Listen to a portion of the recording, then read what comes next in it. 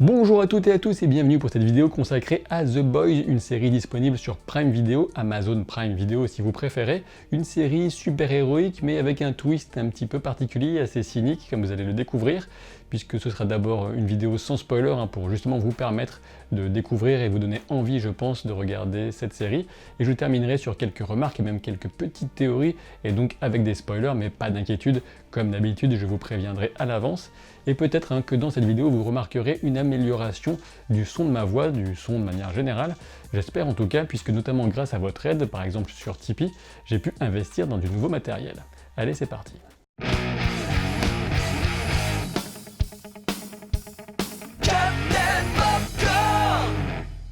Comme je vous le disais, tout le début de cette vidéo sera sans spoiler, mais éventuellement, si vous voulez découvrir de façon totalement innocente The Boys, sans connaître du tout le sujet, vous pouvez toujours aller regarder les 8 épisodes de la série, et ensuite revenir regarder la vidéo, puisque ça va peut-être vous surprendre, mais de manière générale, je préfère quand vous regardez mes vidéos plutôt que quand vous ne les regardez pas. Et l'idée de base de The Boys est assez simple, il s'agit d'imaginer le niveau de corruption qui accompagnerait fatidiquement l'accès de quelques humains à des super pouvoirs et un groupe de personnes suffisamment dures et sans pitié pour contrer une telle menace. Parmi les super-héros de ce monde fictif, on retrouve notamment les 7 qui sont les super-héros les plus connus et pour certains les plus puissants de cet univers et qui sont surtout associés à Vought, une méga corporation, une super grosse entreprise.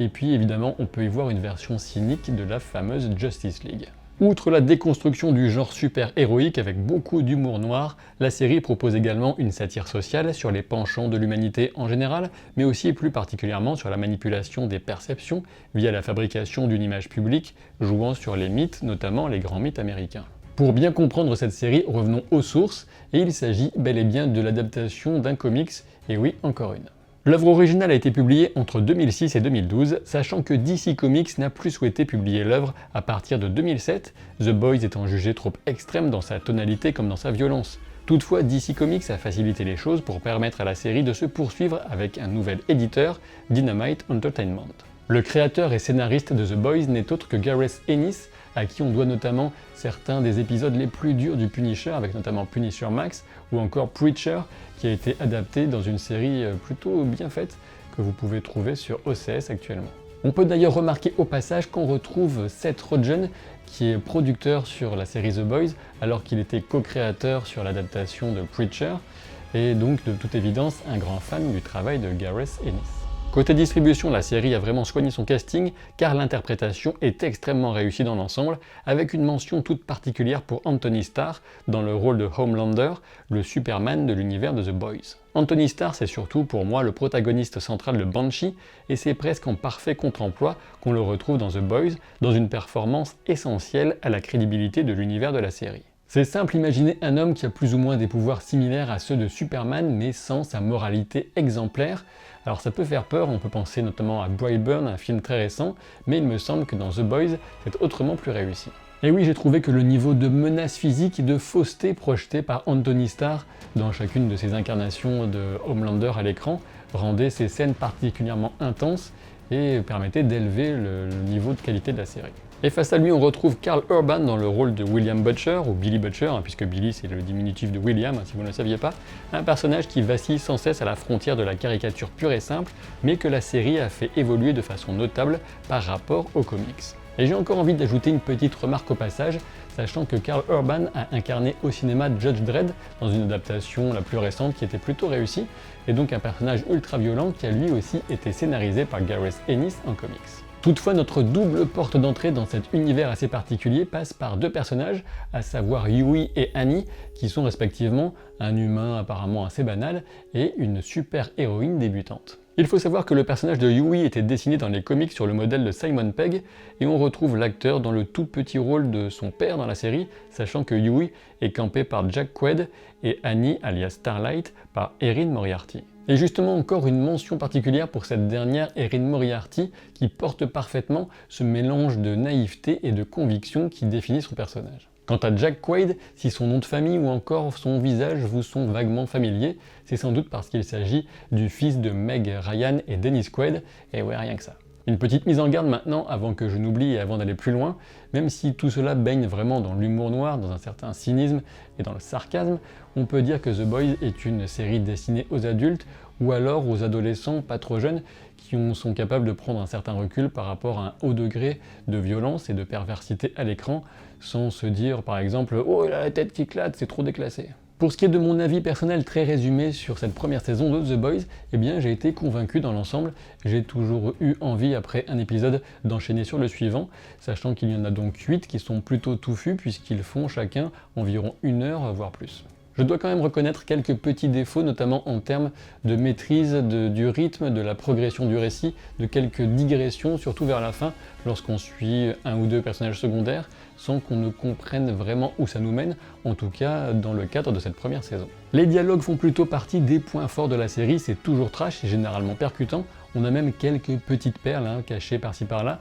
ou pas du tout cachées d'ailleurs, avec une comparaison avec les Spice Girls, mais je vous laisse découvrir ça en découvrant la série. Par ailleurs, il y a aussi quelques petites faiblesses où quand les dialogues sont un peu trop fabriqués et qu'il est difficile de les rendre naturels en termes d'interprétation. Je pense notamment à un passage où un personnage va dire à un autre que tous les deux on est pareil, on est dur à l'extérieur mais mou à l'intérieur, un petit peu comme deux œufs ou deux ananas, franchement pas très naturel. Sur le fond, bien évidemment, la série sera comparée à Watchmen, le roman graphique aussi bien que le film, d'autant qu'une série arrive cet automne sur HBO. Entre les deux œuvres, de mon point de vue, la plus grande différence provient du côté sarcastique encore plus marqué pour The Boys que dans Watchmen. Du coup, The Boys se prend un peu moins au sérieux, mais tout en proposant une critique sociale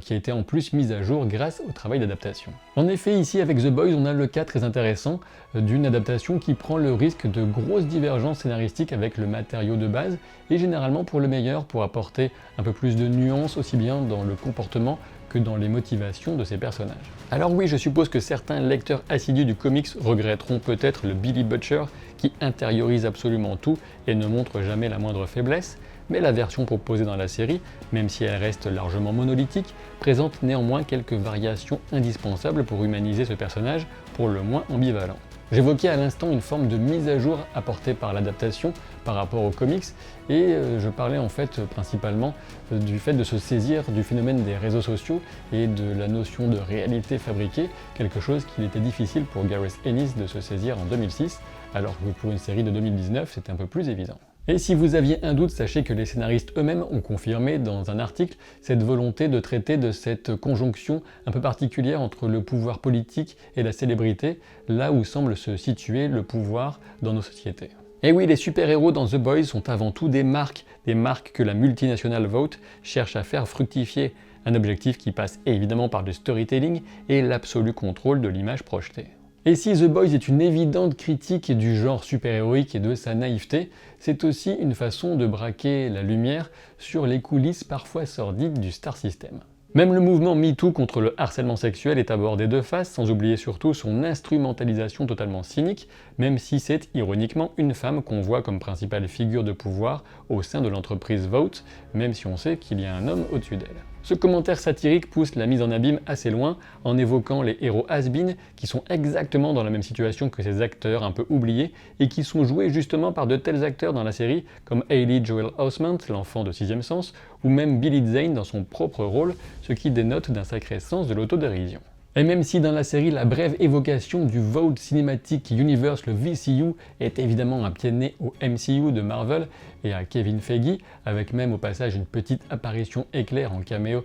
de Seth Rogen en personne, qui est donc producteur sur The Boys, eh bien le propos de la série est surtout plus riche et plus profond lorsqu'il s'agit de traiter les valeurs mythiques, voire mythologiques de l'Amérique profonde. On joue clairement ici sur l'idée de nation choisie par Dieu et sur le rôle messianique qu'auraient les États-Unis, notamment au travers de leur champion à la coiffure blonde si particulière, qui se veut le véritable héros du peuple, seule incarnation de sa volonté contrairement à ses élites et autres institutions qui se mettent en travers de son chemin et de ses aspirations évidemment nobles en apparence, mais profondément dangereuses en réalité. Et il s'agit là bien évidemment de la part des scénaristes d'une référence à Donald Trump, même si je ne doute pas que dans les commentaires il y aurait une toute petite frange des gens qui regardent qui profiteront du fait que je souligne cette référence pour me traiter de bobo gauchias social justice warrior, mais faites-vous plaisir.